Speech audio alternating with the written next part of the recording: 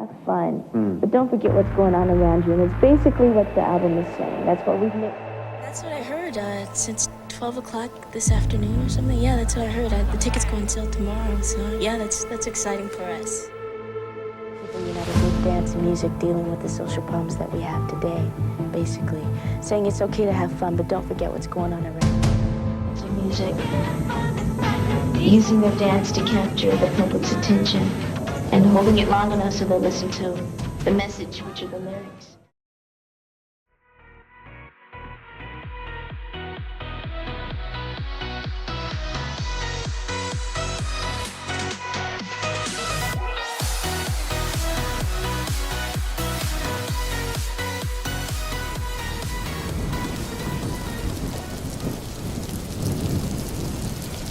Witnesses say a lone gunman walked onto the campus at Stockton's Cleveland Elementary School and opened fire with a machine gun. But that progress was not inevitable. That progress was the result of people challenging the government. That progress was the result of protest. I cannot afford to retire. I live off of Social Security, which does not pay all my bills.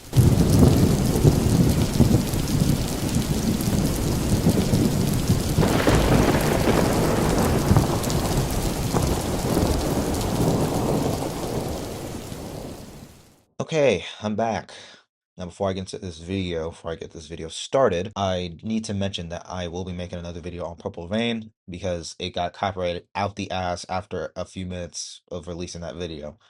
So be on the lookout for that. Now, back to the record at hand. Rhythm Nation 1814 is Janet Jackson's fourth studio album, released on September 19th, 1989. It is a concept album that blended conscious themes with dance pop, new jack swing, R&B, and hip-hop elements. Following the success of her previous 1986 project, Control, label executives wanted more of the same. Janet instead pushed for a broader, socially aware project. She and producers Jimmy Jam and Terry Lewis drew inspirations from news media outlets, often ones like CNN, addressing real-world issues like racism, poverty, substance abuse, homelessness, and violence affecting the youth. There was a massacre at the Stockton Playground in 1989, which influenced tracks like Living in the World They Didn't Make, Rhythm Nation, and State of the World. She aimed to create something meaningful and positive rather than just repeating Control's formula, which I actually do appreciate. The album envisions a socio-political utopia, a rhythm nation with no geographic boundaries or color lines, where people unite through shared beliefs, music,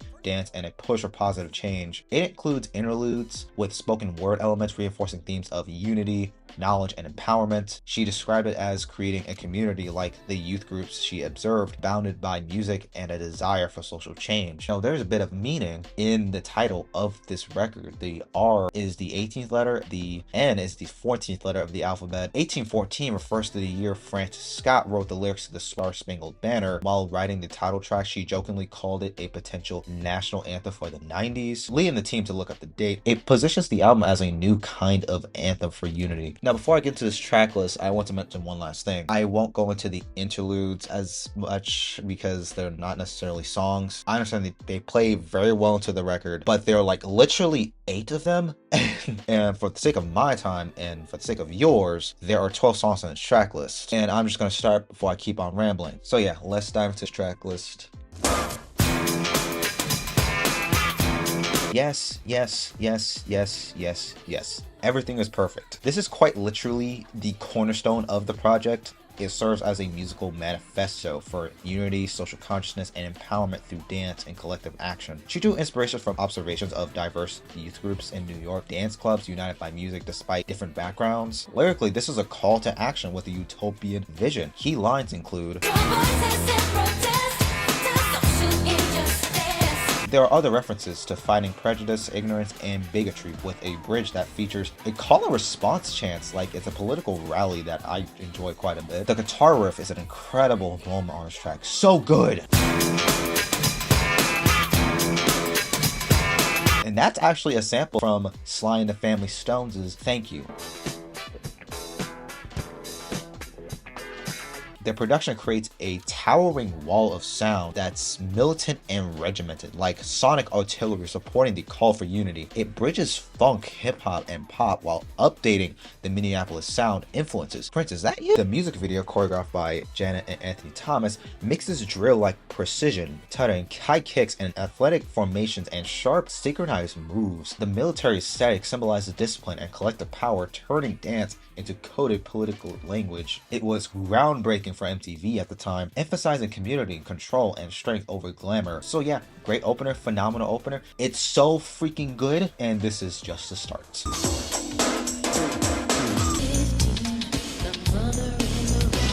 Here we have a stark yet danceable commentary on societal ills, particularly homelessness, poverty, crime, and urban decay. There are metallic sounds, trash cans, and glass breaking to evoke the sonic landscape of the streets. She insisted on addressing topics she felt strongly about despite label preferences for more control, style, material. The song is about many things, but in a broader sense, there is the line,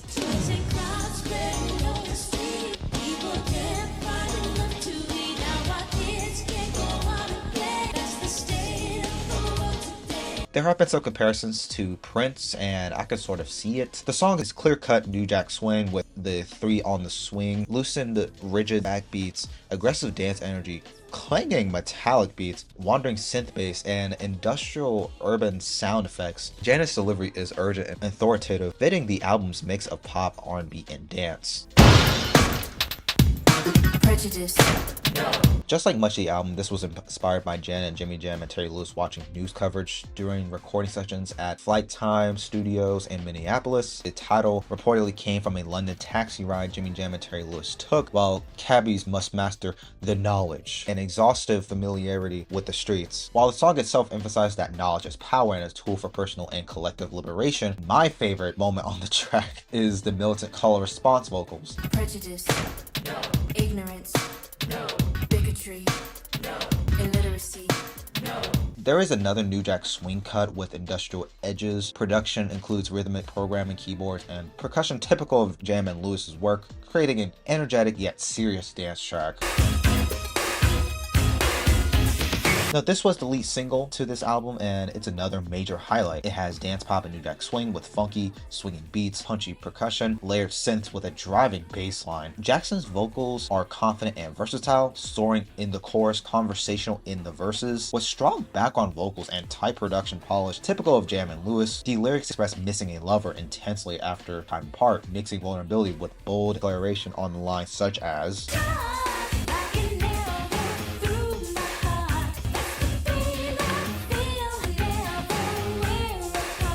the tone sounds playful yet passionate, with spoken word ad-lib at the end. It humanizes her, showcasing emotional depth amid the album's call for unity and awareness. The music video, directed by Dominic Sena, opens the narrative. Dancers gossip in a pool hall. Janet enters, responds with song and dance, showcasing her chemistry with the group. The high-energy chair sequence at the end, with the dancers using chairs as props for flips, spins, sits, and sharp synchronized moves, was a major highlight for me. This became one of the most imitated routines of pop history. Another great track, and I think is just as good as the title track and just as good as everything we've covered so far.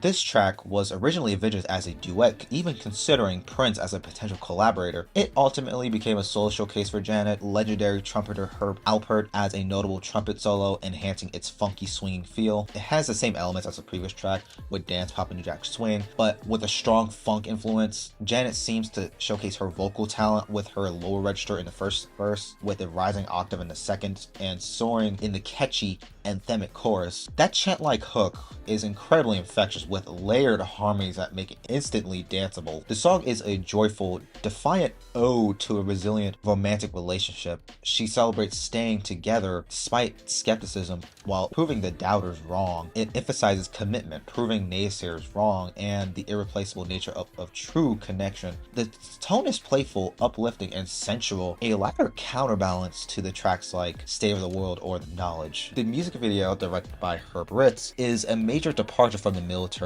precision group routines of earlier videos toward more playful, flirtatious, individual expression and chemistry with the models. We got our first ballad, folks. Get your tissue boxes. This is a somber, societal, conscious ballad that serves as a spine-chilling commentary on how adult failures, specifically things like violence, drugs, and hate, corrupt the innocence of the next generation. I've mentioned the shooting of, or at least the massacre earlier, but I'll be more specific and get you a bit of more detail. The incident happened on January 17th, 1989, when a gunman fired 106 shots into a playground, unaliving 5 children, wounding nearly 30 others. The team felt that they had to address this tragedy, and Jimmy Jam famously noted that the song reflects the reality that children are not responsible for the mess adults have made, yet they're the ones who are forced to live in it. The track moves beyond simple tribute, acting as a mirror to society regarding the cycle of learned behavior. The lyrics emphasize that children are born with spirits so innocent until adults teach them how to hate or model hypocrisy by breaking the very rules that they preach. It touches the pressures that lead young people towards gangs, drugs, as they try to quote-unquote rebel against a world where they felt out of place. The sound of the production is quite haunting and quite incredible too. The children's choir is quite eerie in the background, accompanied by Janet's vocals. And the song concludes with a news broadcast snippet reporting on the Stockton murders over sounds of children screaming. Now, I should make this very clear. This song is not for the weak. Going back to it for the sake of this video, the sounds of the gunshots at the end with children screaming, it was enough to push me over the edge emotionally, because school shootings are still a problem to this day. Oh god, this shit fucking broke me. Okay, after that sad bit, we have contrast to the album's heavier industrial and socially conscious tracks. This is an ever-since New Jack Swing infused celebration of finding true love in a best friend. The song's funky foundation is built on a vocal sample from Lynn Collins' Think About It, which also earned James Brown as a producer credit. The music video, directed by Julian Temple, is a stylized homage to old Hollywood musicals of the 1930s and 50s. Janet shared the screen with entertainment icons like Cab Calloway, Sid Charity, and the Nicholas brothers. Her flashy zoot suit became an iconic fashion moment, recently paid tribute to by artist Victoria Monet in her own music video for a song of the same name. The track is about 6.5 minutes long, but it deserves a runtime. Here we have another joyful tune that does the same thing as the last track. The beat itself was inspired by basketball, as Janet told her team to sound like something, as Janet told Jam and Lewis to sound like something that would get the whole crowd cheering. The song was partially inspired by Martha and the Vandellas' classic Nowhere to Run. Janet considered covering it initially, but decided to record a new song with the same high energy feel. The production is quite nice. It's primarily built on one track of drums, keyboard, bass, and small overdubs like the signature claps and bells. I still enjoy the fuck out of the chorus. The music video, directed by Peter Smiley, is quite famous for its vibrant, color-drenched celebration. It showcases tight celebratory choreography by Janet Anthony Thomas. Once again, she was so popular in Japan that an alternate version of the video, featuring her dancing with Japan Airlines planes, was used as a high-profile television commercial. Ciao.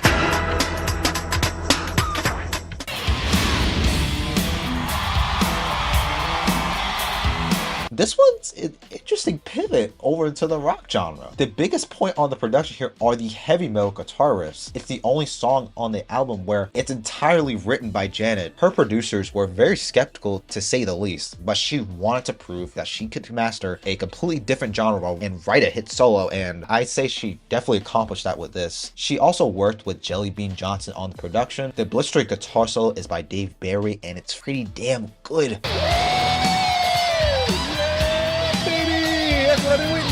Lyrically, it's more of a warning of self-destruction. It continues the project's themes. This time, it focuses on the personal consequences of addiction. Janet later noted a personal connection to the title, feeling a kinship with the bold and fearless nature of her partner in her work. The music video, directed by Wayne Isham, ditches the conceptual angle with a raw concert performance. It captures Janet's high energy stage presence, featuring her in a simple black outfit, sweat soaked and intensely focused. I mean, if Michael Jackson could pull off a rock genre pivot with Dirty Diana and Beat It, I think Janet pulls it off just as well here. Moving much closer to the end of the record, we have another ballad. It's mid-tempo R&B that would eventually define her 90s era with Janet and the Velvet Rope. The song is a gentle offer of companionship, with Janet reassuring a friend that everybody needs a friend to be there when you're lonely. It emphasizes emotional trust and the idea that time heals all things. There is a spoken word intro and outro. Unlike some of the other tracks, this one is about platonic and empathy. There's often been some confusion with a song from Velvet Rope called I Get Lonely. This track is often viewed as a mere taste for the work she would do later in her career, and I could not agree more. Here we have a smooth, quiet storm cut. This is another example of her ability to work in an R&B direction, explores themes of nostalgia and the yearning to rekindle a past romance. I love the soaring cinematic outro with the string arrangements. The lyrics were inspired by the lingering emotions following the annulment of Janet's marriage to singer James DeBarge. The music video, directed by Dominic Sena once again, is one of the most romantic visuals of her career. It has Janet reminiscing about a former lover across legendary Paris landmarks, the Eiffel Tower and the view from Montmartre. The male lead, Rene Elizondo Jr., her boyfriend at the time, would later become her husband. The video looks very good with its soft, dreamy-like quality, utilizing slow motion and sweeping shots of the city to mirror the song's emotive, which are things that it's widely praised for. We're finally at the end of the project with a seductive closer. This is actually the sequel to her 1987 hit, Let's Wait a While. While the earlier track was an anthem for sexual abstinence and waiting for the right moment, Some Days Tonight is the moment that wait ends. Janet explicitly references her previous promise. She noted that by the time Rhythm Nation was released, she was in her 20s and felt like it was the logical conclusion for the couple from the previous song to finally move forward in their relationship. The production was literally designed to be a total slow burn. This is another track where she showcased her vocal range, and there's another trumpet solo by Herb Alpert. After the highly political and socially conscious tracks that dominate the first half of the record, this song represents the private world of Rhythm Nation citizens, emphasizing that intimacy is also part of the human experience. Okay, yeah, that's Rhythm Nation. That is Rhythm Nation 1814. It's a great record. Doing a project like this for its time, I guess it's really nothing new, but it was incredibly executed. Janet, in my opinion, improved from what she was doing on Control. The overall themes of this album, especially in the first half, made me think about where we currently are in today's world. The production style is amazing on this project, through and through, even on the breezy tracks toward the end of the record. I didn't even know that this was a conscious concept project until I started going through it again for this video. Granted, I was playing NBA 2K26 while listening to it, so bear with me. Love the hell out of this project. It definitely made me and Moji think about how we're gonna treat people, and that's with respect. And lastly, it confirms that there are much more things to worry about in this world than worry about people with quote-unquote weird hobbies or interests. So yeah, I'll end this before I keep rambling, or at least this for this section of the video, and I'll give this a strong A. Yeah, let's get into this aftermath section. The success of Rhythm Nation was a pretty big one, to say the least. This album saw Janet Jackson transcend pop stardom to become a global cultural icon and a historical record breaker. The era's impact was both commercial, solidifying her as a peer to her brother Michael Jackson, and systemic, as it redefined how pop stars could address social justice. This album was a commercial juggernaut that ruled the pop universe from 1989 to 1991. It remains the only album in history to produce 7 top 5 singles on the Billboard Hot 100. It was the first album to achieve #1 hits in 3 separate calendar years. Miss You Much did so in 1989, Escapade and Black Cat did so in 1990, and Love Will Never Do Without You did so in 1991. By the end of its run, it had shifted over 12 million copies worldwide and was the highest selling album of 1990 in the US. Jackson's first from entertainer to a tour was validated by several firsts in the industry. She became the first woman ever nominated for Producer of the Year for non-classical for her work on the album. In 1990, she received the MTV Video Vanguard Award at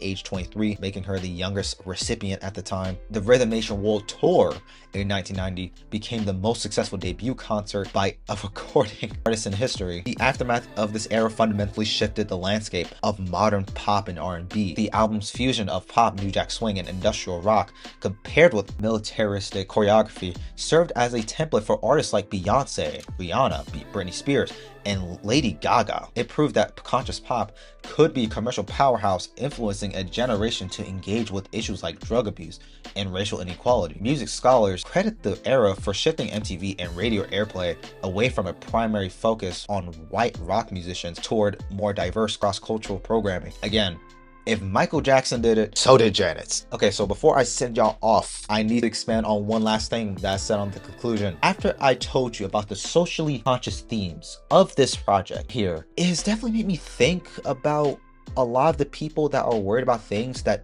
don't truly bother them. And please stay with me here. I'm still trying to wrap my head around this idea that people are clowning or even go as far as bullying others, like for just simply really just to me really living life and not hurting people. Like, are we really still gonna have problem with furries? Are we really still gonna have problem with gay people? Are we really still gonna have problems with those who have disabilities? Are we really still gonna have people who have trauma, but since some will understand it, it's a mental illness? Or really anybody who's really just living life, who aren't hurting people, and just living the life that they want? Please educate me, because based on some of the shit that this album addressed that I just told you are much more important than people who identifies as an animal or who has neo pronouns. Now, I'm not saying people shouldn't have an opinion on these topics, but if you're just irrationally angry or just terrified of people just because, to me personally, I think it makes you look like a kind of a jerk and kind of lame. Lastly, trying way too fucking hard to be cool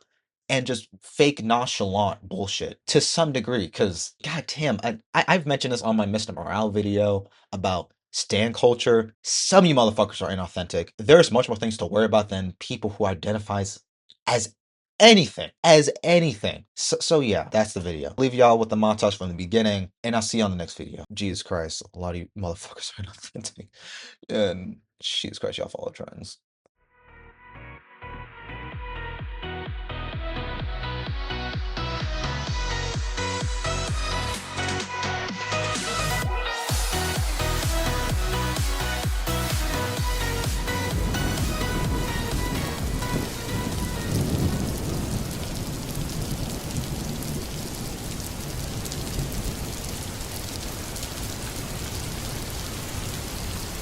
That we are all equal and deserve to be treated with respect. We're more than our labels. I don't give a fuck what the color of your skin is. I don't care what religion you believe in. I don't care where you've come from or where you are now. All I care about is who you are.